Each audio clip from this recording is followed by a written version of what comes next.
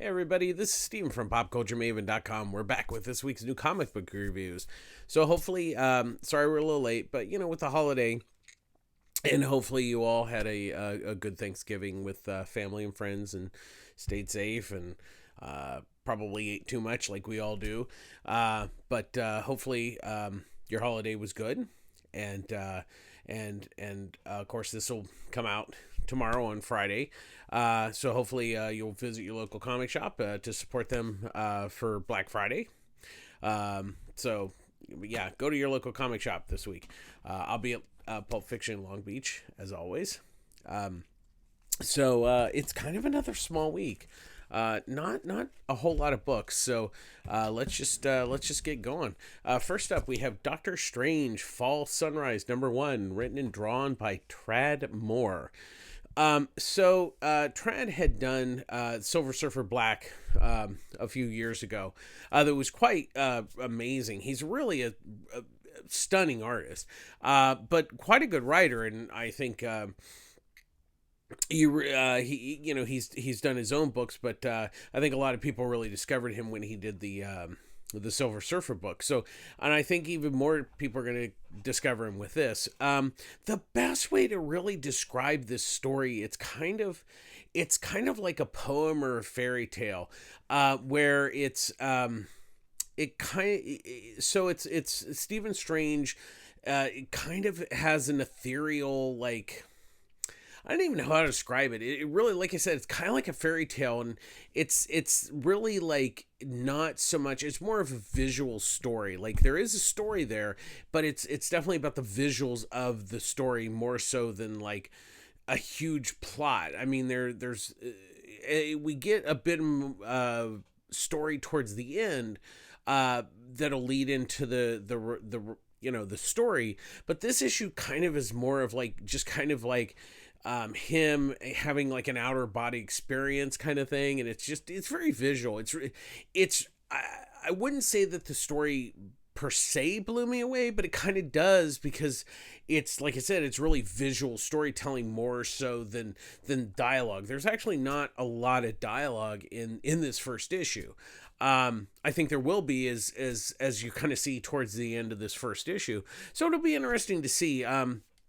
But like I said, the really big selling point for this book is going to be his artwork, and the only minor complaint I have is because a lot of times his artwork is very tiny, because he'll put a lot of panels, and just in the size of comic form, it's a shame, because it really definitely deserves like a bigger format kind.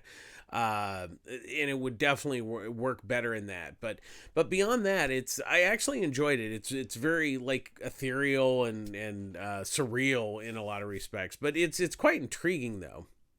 So definitely worth checking out this week.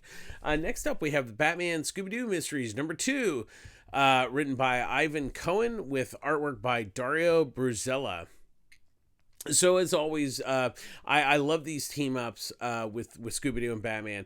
They're really great all ages books, and this issue has Poison Ivy. The good thing is about them is that they have a simple story, but they're really well told, and that's one of the reasons I'm a big fan of it, is because it's not really written down to kids. It's written, it's easily readable for kids, but it's not really written for them, and that's what makes it so smart. And so what the basic premise of this is Poison Ivy is she ends up giving all the police force allergies. There's this flower that is given out to them, and it causes allergies. So it basically, what it is she's going to do a robbery with her gang. And so with the police out of the way, she'll be able to do the robbery. And of course, the Batman and the Mystery Machine Gang are going to they foil it and everything, but it's a lot of fun. Actually, one of the neat things is because Barbara Gordon gets she gets allergies, so Daphne has to be Batgirl, and it's really kind of a neat little twist. I really have to give Cohen that. It really added a lot of fun to the story, and as always, Brazella's artwork is really, really nice. He really captures that animated style of both of them. And it's a fun book. It's one of those books that, it's not going to blow you away, but it leaves you with a smile every single issue, and this one is no different. Next up we have Once Upon a Time at the End of the World, number 1. Written by Jason Aaron with artwork by Alexandre Ternevsky. So the basic premise of this is post-apocalyptic, and the world, there's not many people left in the world. There's monsters everywhere, and so what it is this there's this warrior or whatever going across the ocean of the world, and ends up at this like high-rise building, which is of course not, it's above the waterline. And so the boy that lives there, Mako, lets her in, and basically he lives by himself. Now his parents are there, and his parents have passed away, but we don't quite know why. There's some story there that we don't know about. But what it is Mezzie's like Esmeralda, or Mezzie as she prefers to be called. She's she's out scavenging and stuff like that, where Mako has basically lived his life there. He knows that the world outside is bad, but he has built this world around him, and so he ends up, of course, he kind of falls in love with the girl, and he's like, oh, I'll go on this adventure with you. And that's the basic premise of this first issue. I think, I wouldn't say that I was necessarily overwhelmed by this first issue. I think there's some good ideas. I just don't know that I was quite sold on the entire thing. I think, like I said, there's some good ideas, but it didn't necessarily like, oh, this is really neat, because I think we've seen so many post-apocalyptic stories at this point. It's like, okay, here's another one, great. And Aaron's a good writer. I just think that really, I can't make a huge decision based on this first issue. I think there's good ideas. The one thing I did like was Trzewski's art. Artwork is really nice on the book. It looks really good. I just don't know that I'm quite sold on the story yet. I think it's worth checking out for some ideas, but I wouldn't say that I'm totally sold on it. So I think the second issue is going to be the real deal on this book, to see whether it's gonna sink or swim, basically. Next up, we have Frank Miller's Ronin Book 2, written and laid out by Frank Miller. With artwork by Philip Tan and Daniel Henriquez. So this is a direct sequel for Ronin.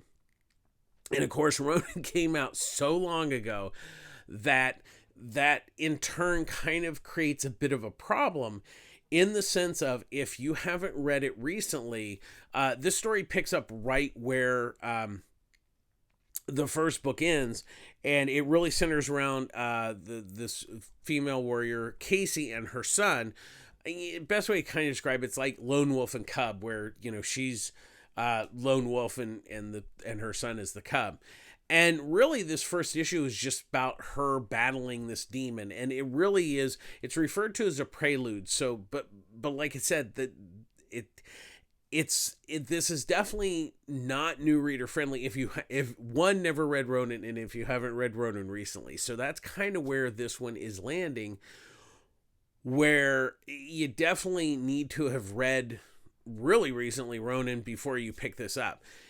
That being said, I thought it was kind of interesting. Once again, I don't know that Ronin needed a sequel, but if he's got an idea for it, it'll be interesting. Now, the artwork's kind of interesting because it definitely has, there is a Frank Miller look, because obviously he does the layouts for it. So it has, but then it's also very much Philip Tan at the same time. So it's kind of it's a really good looking book, but it's kind of an interesting amalgamation of the two styles, where it's still Miller, but it's also Tan at the same time. So, but I think it meshes well. And I think Tan is able to kind of still keep the general style that Frank is known for, but he does bring his own artwork to the table. So that'll be interesting. But like I said, I can't it definitely is not new reader friendly. You need to have read Ronin recently to really get into this, and that is kind of a catch-22 for a book, because it's been so long since Ronin came out that it's just, it's not an easy pickup. But that being said, I thought it was interesting. It'll be kind of intriguing to see where the story goes from here. But like I said, definitely not new reader friendly at all. Next up, we have DC Horror Presents Sergeant Rock versus the Army of the Dead, number 3, written by Bruce Campbell with artwork by Eduardo Rizzo. So here's the thing. We're now in the 3rd issue. It's kind of a rinse, lather, and repeat. It's pretty much Sergeant Rock and his team going out to fight. Basically, they go on another mission to attack a warehouse that's making these Nazi zombies. So it's kind of we've kind of seen this. So I wouldn't say that the story's really going forward really much, but I still kind of enjoy it. I mean, I know it's kind of one of those things where I would like to see more story going, for sure. And that is definitely a problem in some respects. But on the other hand, Sergeant Rock just, blowing up zombies and going after Nazis is kind of fun. So I think it's going to be a catch-22 for a lot of people. I mean, I'm liking it for what it is. I mean, it's just one of those books that's fun. I wouldn't say there's a lot of meat on the bone on this thing, but it's definitely, I'm still having fun with it in the other respect. Of course, so story-wise, I wouldn't say it's amazing, but it's fun. But really one of the big wins for the book is Rizzo's artwork, which is, he's perfect artist for this. He's having a real blast with this, and especially with the this issue, they get new and better weapons, and it's the same thing, but they just have new and better weapons. So visually, it's really amazing. Story wise, it is what it is.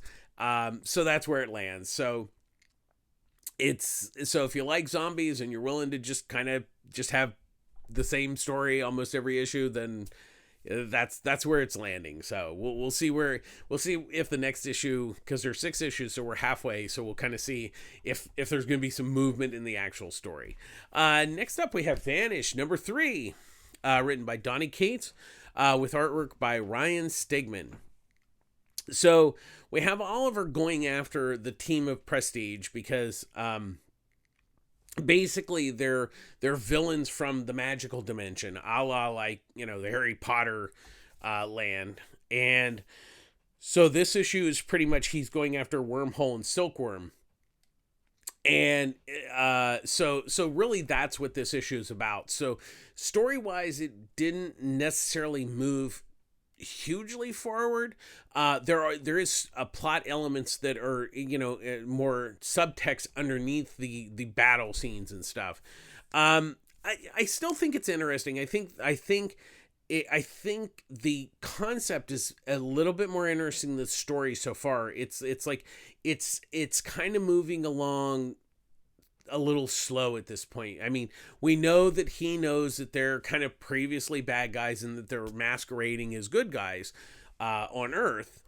But just having him battle those two, this issue, it's nice and it's visual.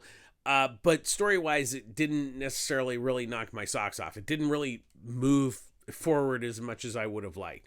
I don't think it's bad. I just don't think it's moving forward at a good clip.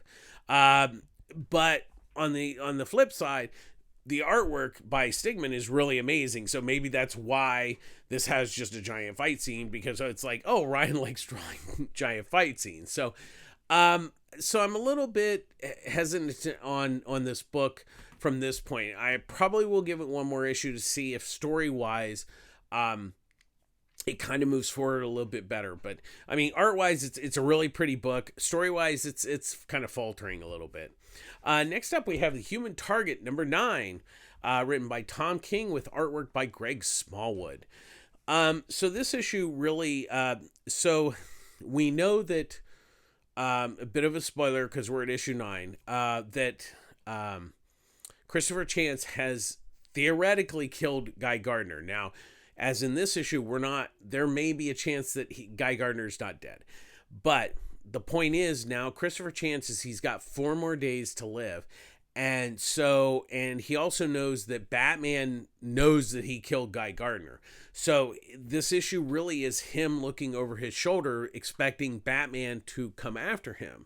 So that's really what this issue is. So it's kind of like, it's this weird road trip noir, like being hunted. So it's a couple or 3 things thrown into one, but it's interesting because in a lot of ways not much happens in this issue, but that's what makes it fascinating is this whole story has been really character study. And that's what I love about King when he does these kind of off, character, these not major DC characters, that he's allowed to, kind of do whatever he wants. And really what it's more of a psychological, character study. And that's what really is making this book fascinating. And that's what I love about, say, like an issue like this, where in some respects, there's not a lot going on, but there really is a ton going on because it's not necessarily stuff on the surface. It's all underneath. It's that layered underneath part of the story that really is just fascinating.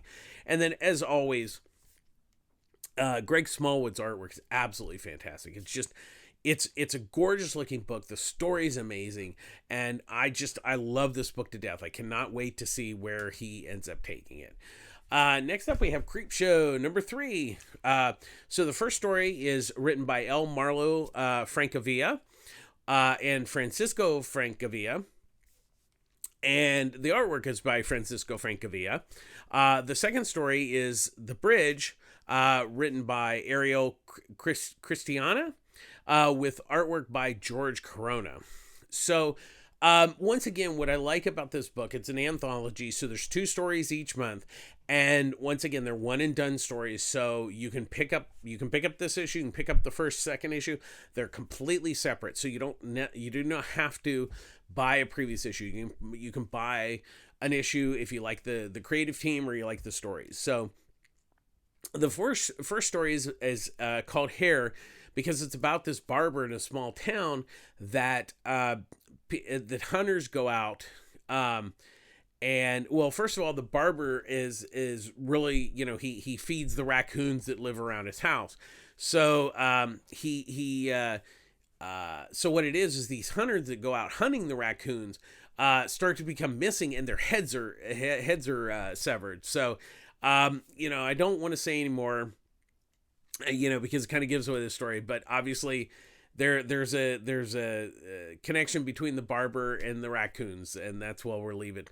The second one is actually quite interesting. Oh, and so on the Hair, the story's really good, and of course, I'm a huge fan of Francisco Francavilla's artwork, and it's a gorgeous looking story, and the final excuse me, the final panel is absolutely amazing. It's absolutely gorgeous.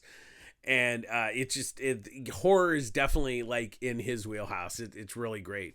The second story is The Bridge, is really about, it's kind of an interesting, it's a horror take on social media and like influencers and stuff. And so what it is this influencer, she goes down, she's like going to this cave where there's supposedly mysterious thing, there's this kind of mysterious monastery type cave, and she's supposed to follow certain rules, like, you have to wear like a, certain clothing and stuff like that. And she just goes in and, and so what it is, and of course it's the basic story is, if you don't follow the rules, you're going to pay the price. And that's really what the story is.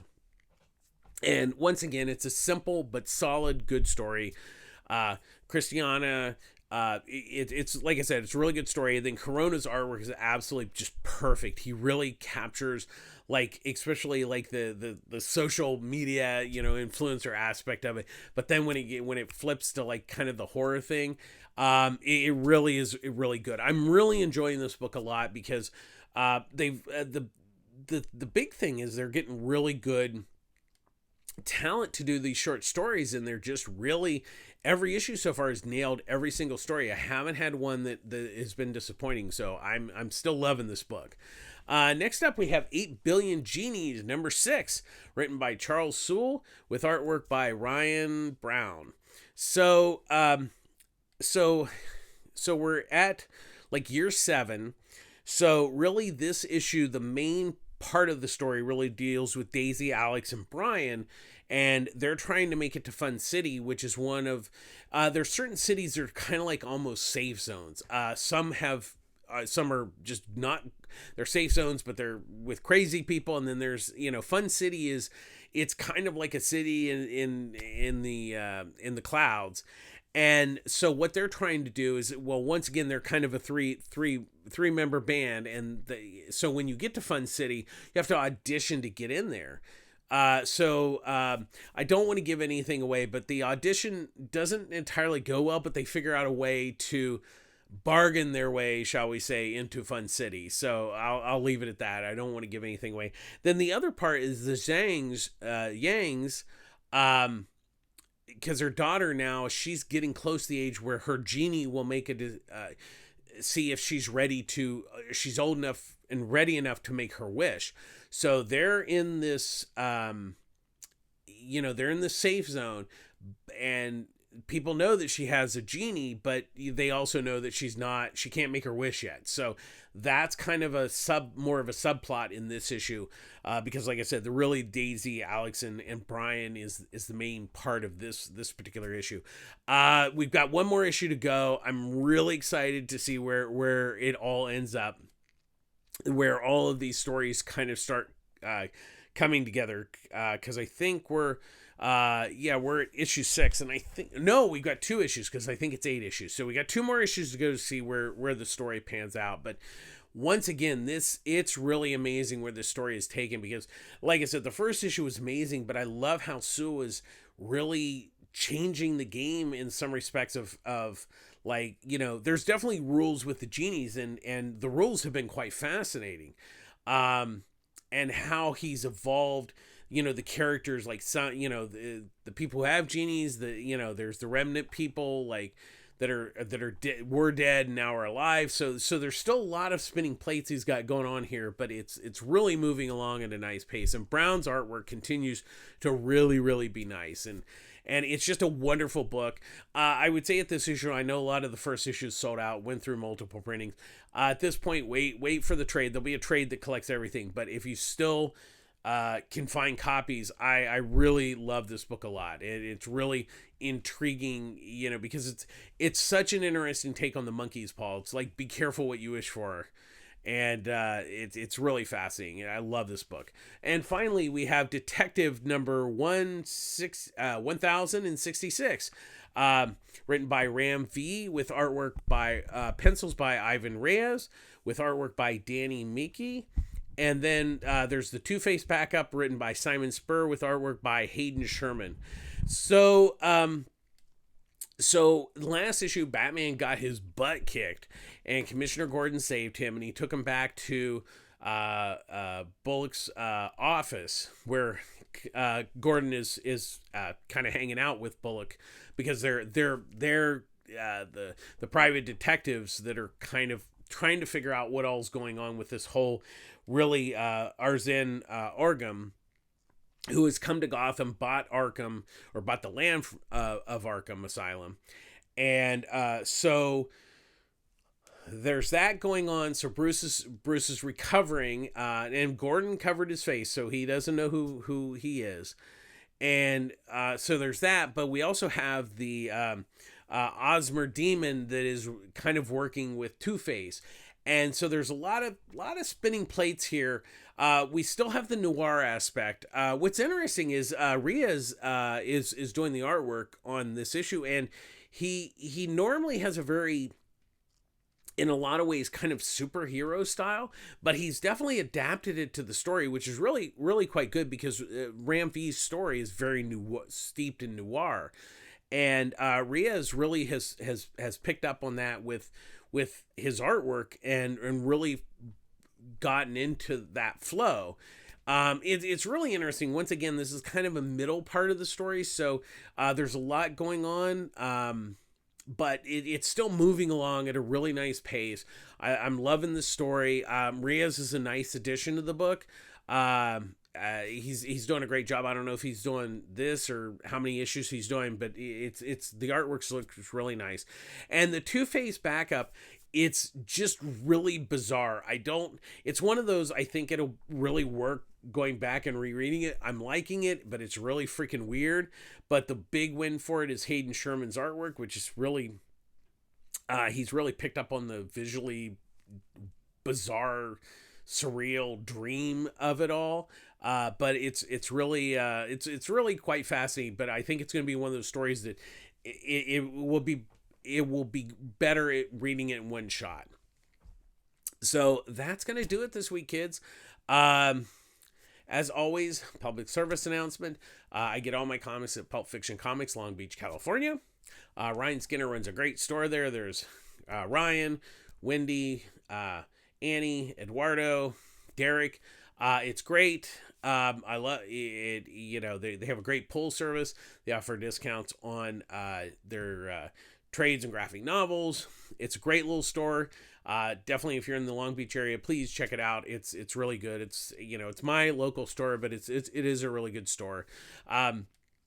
There's also Pulp Fiction in comics in Culver City, same name, different owners. Chris and her team run that, but they also have the pull service. They offer discounts on the trades and graphic novels. Both stores carry manga. So like I said, if you're in the LA area, check it out. That store. But as always, please support your local comic shop, especially Black Friday coming up on and this weekend. Supporting your local comic shop. A lot of them are going to be having sales. I know Ryan's running a big sale tomorrow, which would be Friday. You might see this on Friday, but definitely support your local comic shop. They really are the backbone of the industry. And as always, we end our show with please be kind. Please be kind to each other. Kindness goes a long way. I know things are really tough out there. I know that their flu's really bad this year. COVID's starting to creep back up. So please be safe out there. Please take care of yourself. Get vaccinated. Wear a mask if possible. But just take care of yourselves and be kind to each other. Because like I said, the times are tough, and I get it. But being kind doesn't cost anything. And it'll make you feel good, and it'll make other people feel good. So please take care of yourselves. Thanks for watching. Please like and subscribe to our YouTube channel. As always, please share the video. Any comment? If you have any comments, please let us know. If you want us to maybe review something we missed or something, hey, just let me know, and I'll try to catch up. But thanks for watching. We'll do it again next week. Take care of yourselves. This is Steven from Pop Culture Maven signing out. Take care of yourselves. Bye bye.